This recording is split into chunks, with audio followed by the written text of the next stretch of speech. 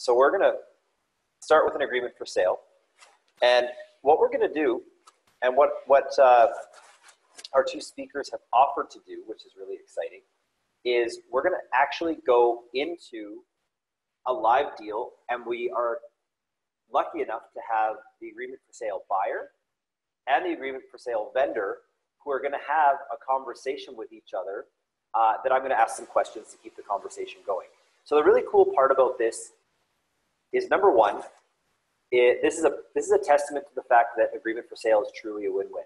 If this deal didn't go silky smooth and everybody was happy and everybody felt like they got a win, these two wouldn't be willing to sit here in front of the Mogul community and have a conversation about it. So that right there is the proof in the pudding that this was a great deal for everybody and everybody feels like they got a win.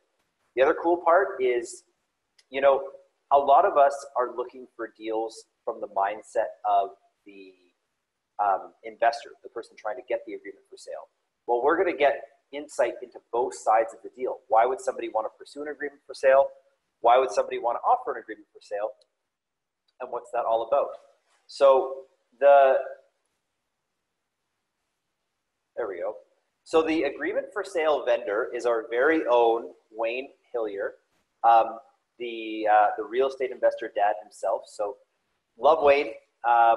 Awesome guy, awesome podcast. If you haven't listened to his podcast, I would highly recommend you do, because I hear one of his upcoming guests is interesting, engaging, and one heck of a speaker. Just toot my own horn there, everybody. I'm going to be on his podcast right away. And he also owns Prairie Home Investments. So he's got an awesome portfolio with his wife. And our very own mogul, Gabby and Wayne just did an awesome agreement for sale. They did the deal together. Wayne was the vendor. Jen, can we spotlight maybe Wayne, please? We got Keaton spotlighted still. Perfect. There he is, front row center. So Wayne, we're going to have this conversation with you and Gabriela from the Mogul team. So I think you might, Wayne, can you just say a quick hello? I think you might be on mute. Hi. There we go. And Yeah. Gabby, where are you? I am here. Okay, so if you guys want to use your speaker view to get Gabby there too as well. So Wayne, I did my best to introduce you, but why don't you give us a quick introduction to yourself as well? You did a pretty good job. I'm a dad. I'm an investor. I like creative real estate. I love agreement for sales. I've been investing for 7 years. Awesome. And Gabby, why don't you give us a quick introduction? You're on mute as well. There we go. There you go. Well, my name's Gabby, and I'm part of the Mogul team, and I've been in real estate now for about 2 years and a bit, and I really have a passion for real estate and investing, and hence why I ended up jumping in this deal. Awesome. So here's the thing about agreement for sale. We all kind of sort of know what it is, and everybody has their own definition of what an agreement for sale is. I mean, the definition is actually pretty tight when you get down to it, but everybody's got their own way of explaining it. So just so we can get a couple of different perspectives, the best way to learn is to hear things explained from a couple of different voices. So Gabby, why don't you give us a quick explanation of what an agreement for sale is, and I'm going to ask Wade the same question. Can everyone hear me? Yeah, okay, good. Well, the quickest way how I would explain an agreement for sale would be basically is seller financing.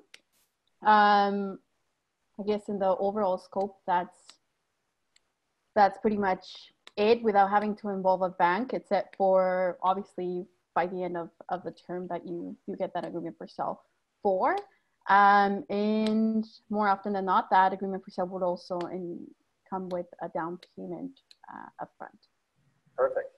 So before we get Wayne's definition, I'm actually going to extend that. So Gabby, the question I would have is, as a new realtor, you are an independent contractor. And as we know that when you start a commission sales position, it's a lot trickier to get a mortgage from the bank. So can you talk about why this agreement for sale opportunity came up and made sense for you? Yeah. So one of the things that happened when I made the transition to full-time is that I actually had some money aside, and obviously being in real estate and being on a daily basis involved with investors and whatnot, I wanted to get going. But as most of the mortgage lenders, they basically, because I just changed jobs and I'm on the commission based, I'm basically not their favorite person. So as with other investors, I'd say other people that might be interested in agreement for sales can also be investors that, you know, have maybe exceeded their lending capabilities, but still that does not mean that they don't have some money and liquidity to be played. Exactly. So that's what made Gabby a perfect candidate. Okay, I'm going to bounce the question over to Wayne. So Wayne, why don't you give us your definition of the agreement for sale? I should have a very good answer, but I for whatever reason I don't. It's a seller financing strategy where the seller keeps the mortgage and the title in their name, and the buyer gets to take possession of the property and close and change title at a later date.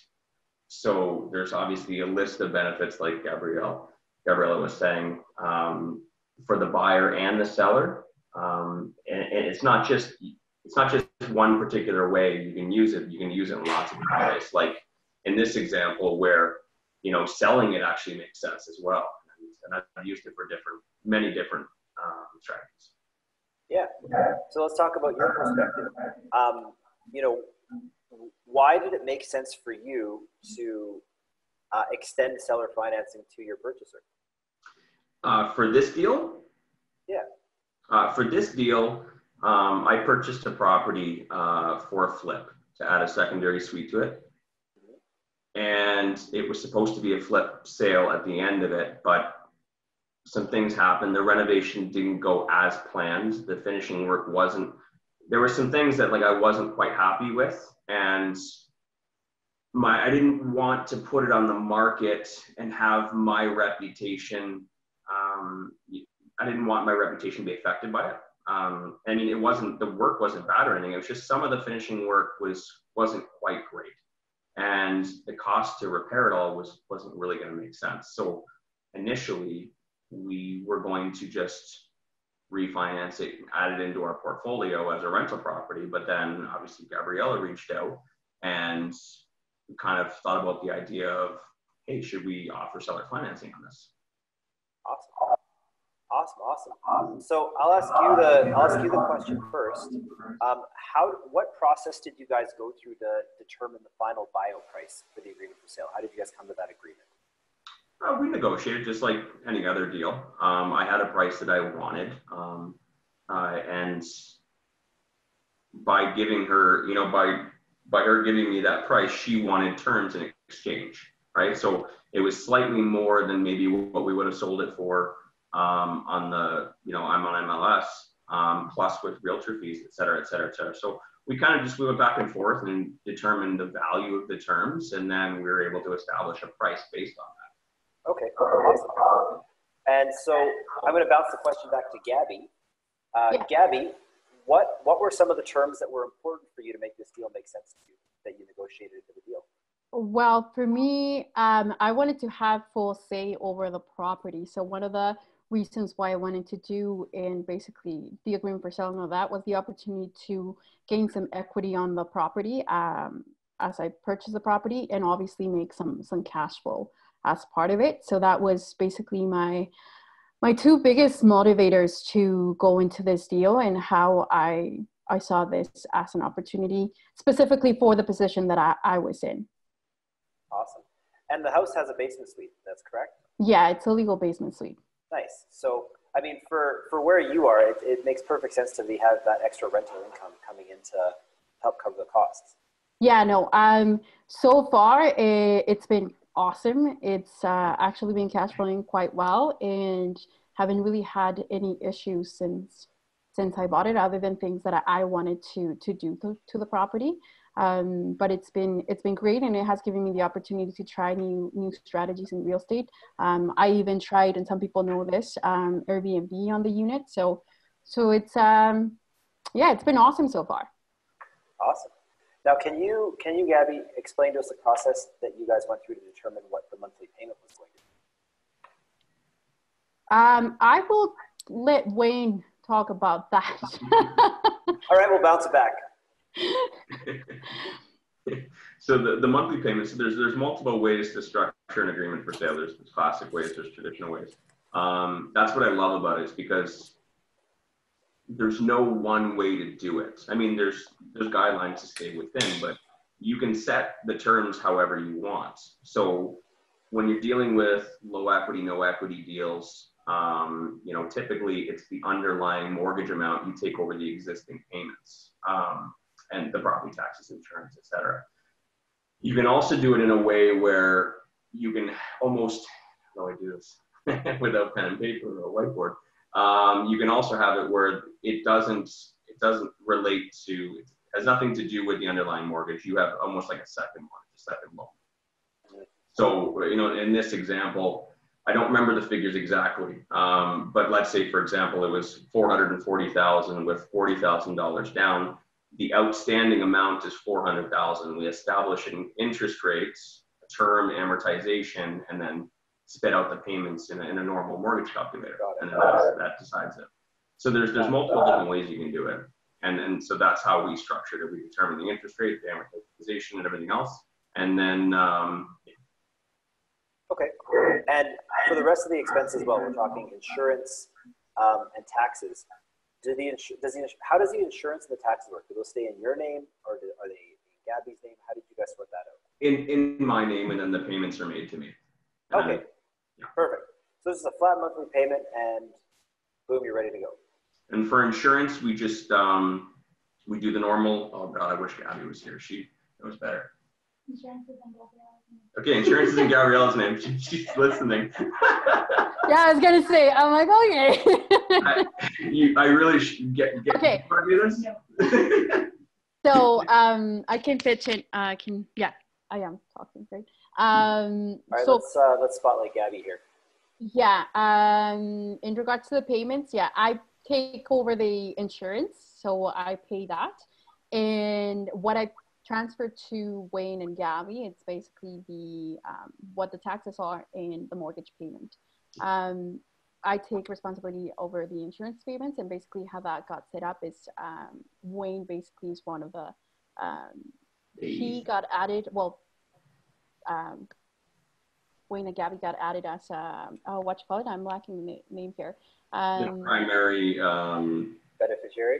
Yeah, primary beneficiary. Just because he's the one on title, but obviously I have a caveat on title as well, so it's how that worked out. And I'm just going to chime in, because for those of you who are getting slightly confused, Wayne's wife's name is actually Gabby as well. So there's two Gabbys in this equation. So there's a Gabby and Wayne, and then there's Gabby, who's on the screen right now. Because why not make things complicated? Yeah. So the last question I'm going to have before we open it up to questions is, Gabby, how did you find organizing the actual paperwork, and what was the paperwork like? When you say paperwork, what exactly are you referring to? I mean, like the contract between you and Wayne that governs the agreement.